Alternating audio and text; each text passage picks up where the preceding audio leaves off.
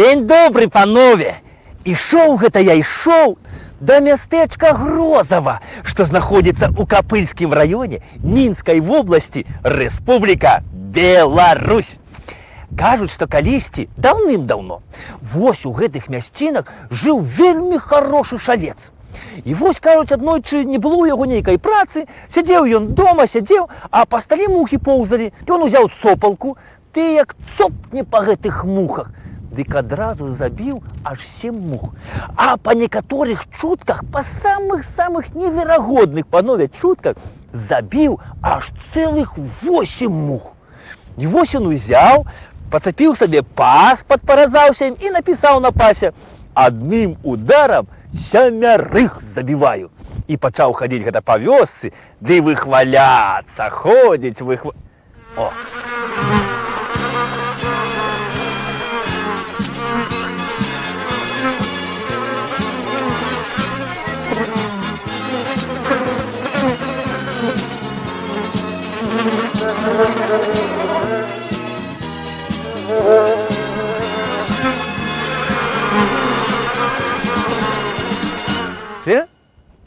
Елки. Ходзіць, выхваляецца так, ну, а мясцовыя ж кажуць: у, які шавец грозны, бачыў ты, які грозны, а? А паколькі шавец гэты быў вельмі хорошым шаўцом, то, каб пашыць сабе вопратку, да яго ішлі людзі з усяго наваколля. І ў людзей пытаюцца: куды ідзеш, дзядзька? Ты вось іду касцюмчык пашыць да Грознага. Ну, адсюль, кажуць, і пайшла назова Грозава. Ну, што, панства, зараз на вуліцы як бы вясна, трэба і мне гардэробчык абнавіць. Пайду пашукаю гэтага шаўца Грознага. Ну, і заадно паглядзім на больш праўдзівую гісторыю гэтага мястэчка. Ну што, за мной?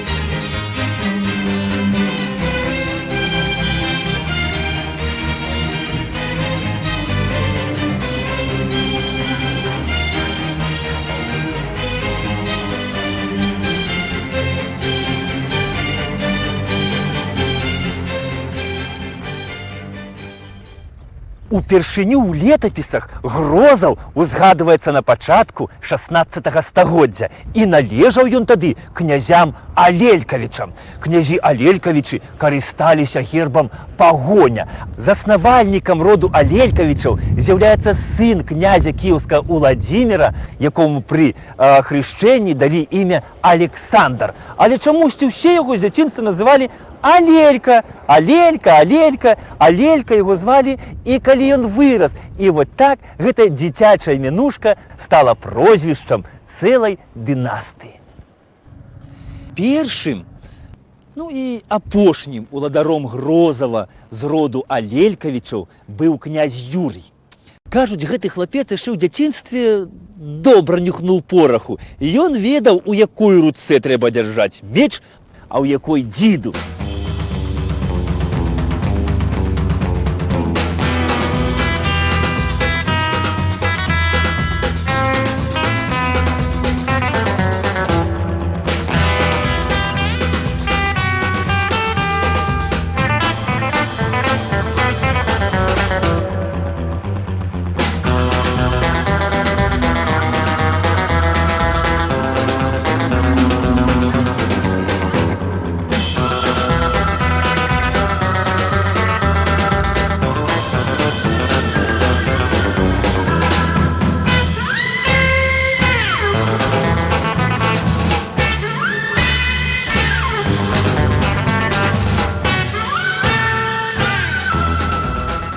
Першае сапраўднае баявое хрышчэнне ён атрымаў у 16гадовым узросце, калі разам са сваёю маці Анастасіяй Слуцкай ён бараніў свой родны горад Слуцк ад татар. І вось пасля бойкі з татарамі пад Слуцкам Юрый адчуў смак перамогі і вырашыў стаць ваяром. ён не прапускаў больш ні адной вялізнай бойкі. Заўсёды наперадзе, заўсёды на ліхім кані. У 19гадовым узросце ён прымаў удзел у бітве з татарамі пад Кіевам, а ў 22гадовым узросце ён прымаў удзел у бітве пад Оршай. На той час ён быў уже заможным князем і на бітву пад Оршай прыбыў не адзін, а разам з 433 конікамі і з да зубоў узброенымі вершнікамі. Анастасія Слуцкая, як і любая маці, вельмі ганарылася подвігамі свайго сынулі. Але аднойчы ў галаву прыйшла такая думка: гэта ж калі мой Юрасік, ды будзе ўвесь час толькі на вайне, ды будзе толькі шабляю махаць. А як жа дынастыя Алелькавічаў, як жа прадаўжэнне роду? І вось калі Юрый Алелькавіч вярнуўся з чарговага паходу, то маці яго пазнаёміла з такой прыгожаю цудоўнаю дзяўчынаю, Аленаю Радзівіл. І не паспеў Юры і вокам маргнуць, як ён разам з Аленай Радзівіл аказаўся ля алтара. Юры і Алена Алелькавічы, кажуць, у Грозаў заязджалі вельмі рэдка.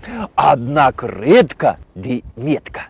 Аднойчы Юрый Алелькавіч завітаў у Грозаў і заснаваў тут праваслаўны мікалаеўскі мужчынскі манастыр. Заснаваў манастыр, а сам паехаў далей на чарговую вайну змагацца з ворагам.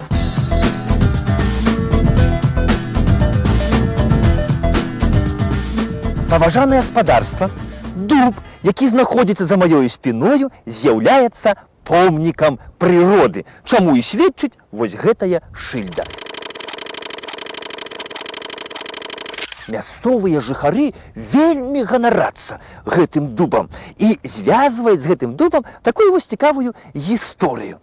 Яны кажуць, што калісьці даўным-даўно падчас навальніцы гразы пад дубам схаваўся сам Іван Грозны. Паколькі ён быў Іванам Грозным, а не мудрым, то ён зусім не ведаў, што падчас навальніцы пад высокімі дрэвамі хавацца нельга.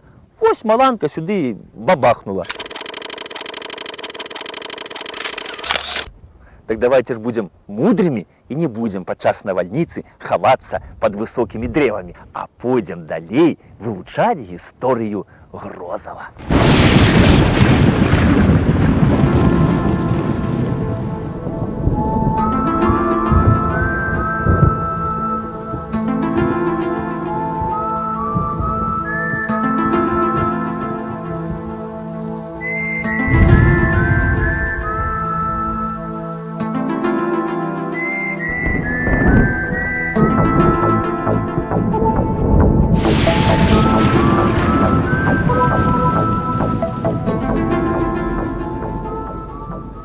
До речі, раней, панове, Грозава называлась Грошава. Чаму Грошава? Ну, таму, што жылі тут людзі не такія, што там сядзелі пад мастом альбо на камянюццы такой з працягнутым капелюшом ды грошай прасілі.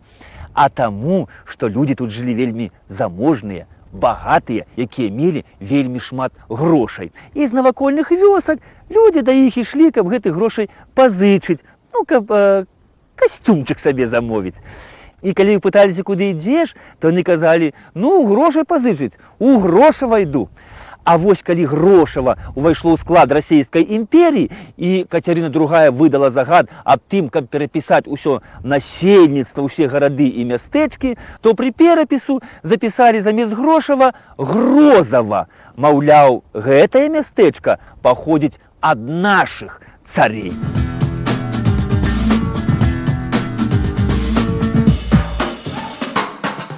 У 16 стагоддзі у Грозаве з'явіўся новы гаспадар. Суддзя земскі, мінскі шляхціч Марцін Валатковіч. Кажуць, што Марціну Валатковічу галава балела не толькі ад перамены пагоды, але яшчэ і ад двух рэчаў. Гэта засілле каталіцызму на Беларусі і паводзіны свайго ўласнага сына. Калі з каталіцызмам ён змагаўся проста, заснаваў у мястэчку яшчэ адзін праваслаўны манастыр Іоанна Багаслова і пабудаваў мураваную праваслаўную царкву, якую падпарадкаваў віленскаму братэрству. А вось накшталт сынка яму было складаней. Сын Марціна Владковіча Рыгор быў яшчэ той бэйбус. У адрозненні ад бацькі у яго галава балела толькі раніцай з пахмелля, а цікавілі яго дзве рэчы, гэта беларускія і бацькавыя грошы. І вось калі яго бацька памёр, то ён, вядома, сумаваў, страта бацькі, але нядоўга, таму што спадзяваўся, што яго сум згладзіць бацькаў тэстамент. Ты ждешь ли привета, моя Елизавета? Тари-рарари. Здорово, Миколка. Здорово, Рыгорка. Ну что, поглядим, что мой батька покинул мне у завещании. Сдымем грошики у банку и пойдем до твоей Елизаветы. Слухай, так. Я, Мартин Володкович, батька мой Мартин Володкович, моему одиному сыну Рыгору, мне Рыгорку, завещаю. Первое. Отписать православным монахам з вёскі Грозова навакольныя маёнткі з азёрамі, млынамі і сенажацямі. Што? Можа, слухай, можа, наступны будзе што-небудзь? Ну, пачитай, далі. Ага, зараз. Другое. Пабудаваць у вёсцы Грозова царкву Успення Пресвятой Богородицы. З каменю. Не можа быць такого. З каменю. Рыгорка, может, там шифр нейкі, может, там нешта там закамуфляваў там бацька твой, можа, разгадаем, пабудаваць там жа царкву святого Іоанна Багаслова. З дрэва. Зрабіць царкву святого Іоанна Багаслова радавой пахавальняй. Давай, читай, не можа быць такого, штось павінна ж нешта там быць, сыну. Там жа пабудаваць Успенскую царкву з дрэва. Грошы. Грошы на будаўніцтва цэркваў прыкладваюцца. Лизавета! Ой, Лизавета! Пропал без грошей. Як же моя дача, машина? Як же Лизавета? Ну як Лизавета як? Квартира, ремонт. Моя Лизавета, ждешь ли ты привета? Нягледзячы на ўсе свае заганы, Рыгорка не асмеліўся не выканаць апошняй бацькавай волі. Але ён сказаў, што вось выканаю таткаў загад, а пасля адарвуся па поўнай. Але ён настолькі захапіўся будаўніцтвам храмаў, што ўсе гэтыя яго дурныя думкі самі сабою выветрыліся з яго галавы. І вось так Марцін Вайніловіч, хаця і пасля смерці, але ўсё ж дамогся свайго. Ён захаваў праваслаўныя традыцыі ў мястэчку і выратаваў свайго сына.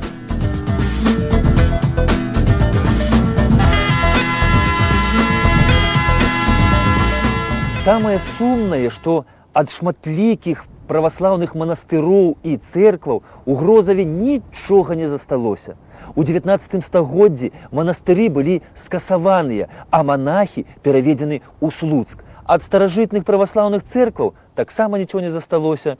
Праўда, напрыканцы 19 стагоддзя была спроба адрадзіць праваслаўе ў Грозаве. Урад выдаў грошы на пабудову царквы. Царкву Мікалаеўскую пабудавалі, аднак захаваць не змаглі. У другой палове 17 стагоддзя у Грозаве пачалі ўладарыць князі Радзівілы. І здарылася так, што адзіная дачка Багуслава Радзівіла, Людвіга Караліна, закахалася ў хлопца з замежжа, у немца графа Нойберскага. І, падвучыўшы крышку нямецкую мову, з'ехала з ім у Нямецчыну. Sprechen Sie Deutsch? Yes. Ну, дык вось, калі Людвіга Караліна памерла, то яе землі, Слуцкае, Копыльскае княства, Себежскае, Невельскае графства адышлі да яе мужа немца графа Нойберскага. І атрымалася так, што у самым сэрцы Вялікае княства Літоўскага кавалак зямлі стаў належыць немцам. Ферштейн? Радзівілы ледь дачакаліся, калі памрэ муж Людвігі.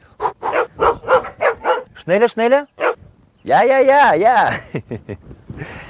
І як тільки муж Людвігі памёр, яны адразу ж распачалі весці перамовы з немцамі. Што здарылася, вас іздаст?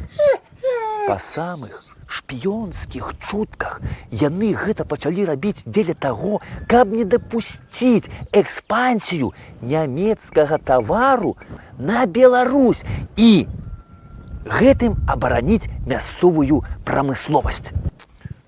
Праўда, далося гэта ім з вялікаю крывёю. У гэтую справу яны ўклалі вельмі шмат грошай. Пасварыліся не толькі паміж сабою, а нават пасварыліся з такімі магнатамі, як Чартарыйскія і Сапегі. Землі яны свае вярнулі. Але вось што тычыцца Грозава, то Грозаў ім не дастаўся. Грозаў набыў вораг Радзівілаў, шляхціч Багуслаў Незабытоўскі. Гістарычная даведка. Інфармацыя да роздуму. Багуслаў Незабытоўскі. Шляхціч прыжыццёвых выяў не захавалася. Год нараджэння невядомы. Год смерці 1739. Кашталян Навагрудскі, прапольскі стараста. Першы кіраўнік беларускай дывізіі.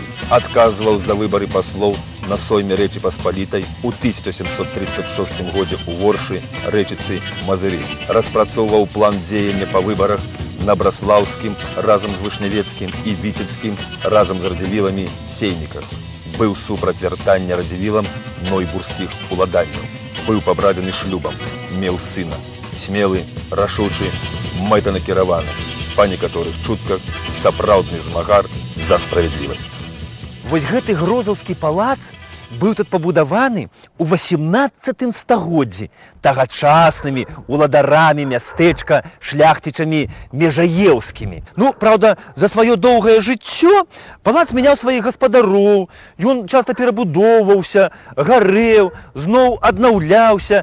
Тут доўгі час была школа, і калі б не мой калега, падарожнік, мастак Наполеон Арда, то мы б ніколі з вами не змаглі даведацца, як гэты палац выглядаў раней. А раней ён выглядаў вось так.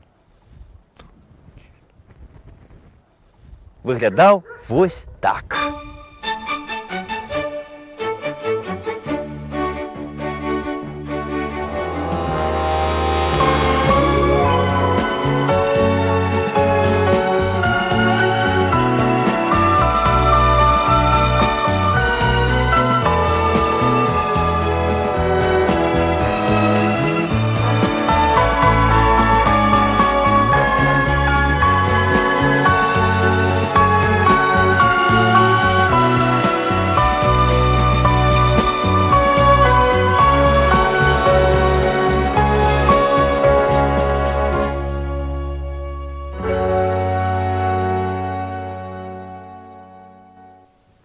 Вядома, Беларусь не Шатландыя, але ў нашых беларускіх закіданых замках і палацах з'яўляецца нешта такое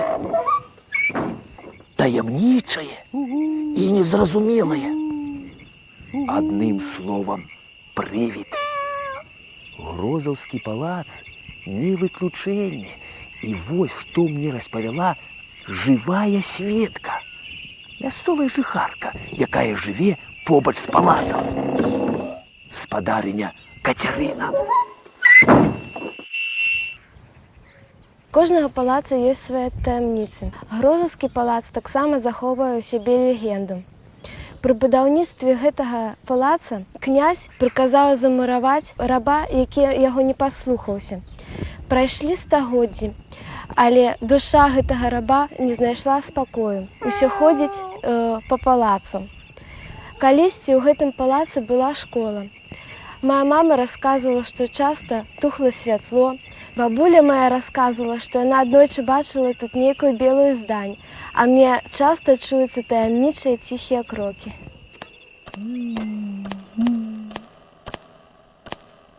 У вёску Грозава редко завітваюць турысты, і ўсё таму, што знаходзіцца яна далёка ад асноўнай трасы. А вы, калі вырашыце прыехаць сюды, не забудзьце прыхапіць з сабой мабільны тэлефон МТС, і тады заўсёды зможаце паразмаўляць з тым, з кім вам захочацца паразмаўляць.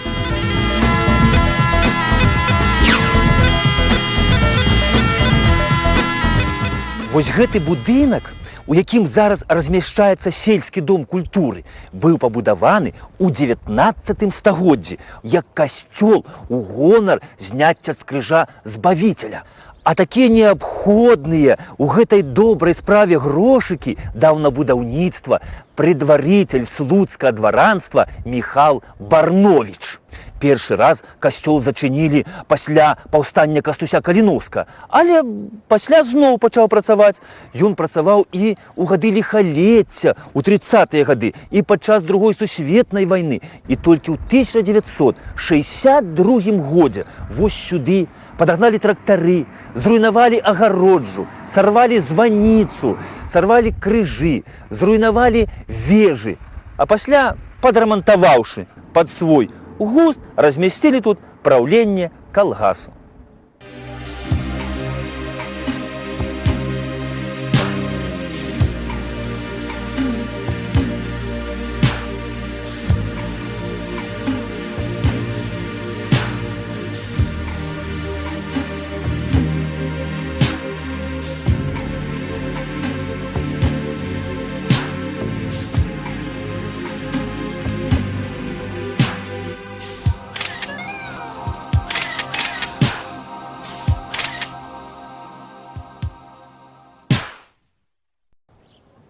Вось у гэтым касцёле бралі благаслаўленне жаўнеры грозаўскага палка, які ўдзельнічаў у слуцкім зброеным чыне.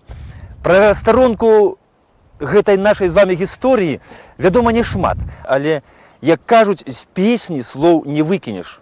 У 1920 годзе на Случчыне адбылося паўстанне за незалежнасць Беларусі. У паўстанні прымала ўдзел каля 10 000 чалавек. Сярод гэтых людзей былі вельмі ганаровыя людзі, такія як Эдвард Вайніловіч, фундатар чырвонага касцёлу Сымона Эленышта ў Мінску, і Макар Краўцоў, аўтар ваярскага маршу «Мы выйдзем шчыльнымі радамі». Кіраваў грозаўскім палком капітан Семенюк. Сярод мясцовага насельніцтва паўстанцы карысталіся моцнай падтрымкаю. Жанчыны з гародні перадалі для паўстанцаў сцяг, на якім была вышытая пагоня і надпіс «Тым, што пайшлі паміраць, каб жыла бацькаўшчына». Слуцкія паўстанцы пратрымаліся нядоўга. Сілы былі няроўныя, і яны вымушаны былі адступіць на захад. Шмат хто з іх застаўся ў Польшчы, хтосьці эміграваў у Францыю, Амерыку, а некаторыя з іх, паверыўшы тагачаснаму ўраду, вярнуліся назад на сваю бацькаўшчыну. І дарма гэта зрабілі, таму што падчас рэпрэсій усе былі знішчаныя. А вось гэты крыж у гонар аб палеглых героях паставілі удзячныя нашчадкі.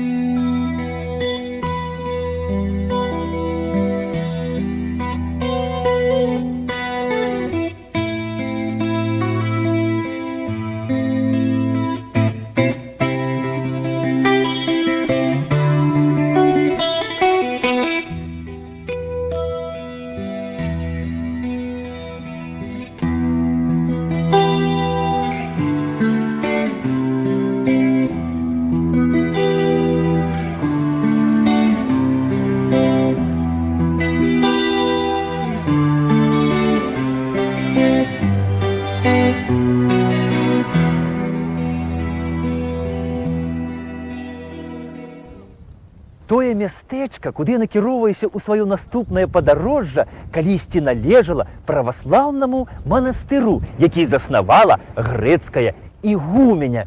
Менавіта ў гонар гэтай падзеі мястэчка атрымала сваю назову. Праўда, манастыра там ужо не мае, ну і назова крышку змянілася, але я думаю, што вы, здагадаліся. Тады тэлефануйце. Што? У вас няма тэлефона? Хутенька бяжыце да суседа і тэлефануйце на працягу гадзіны па нумары 80172 90 28 71. І калі вы першым дасце правільны адказ, то менавіта вы, а не ваш сусед, атрымае ад мяне падарунак. У Грозава, кажуць, жыў не толькі грозны шавец, але яшчэ і грозны паляўнічы. Ён тут хадзіў па Грозавай, выхваляўся ўсім: «Ды я адным стрэлам 5 качак забіваю з лёту!»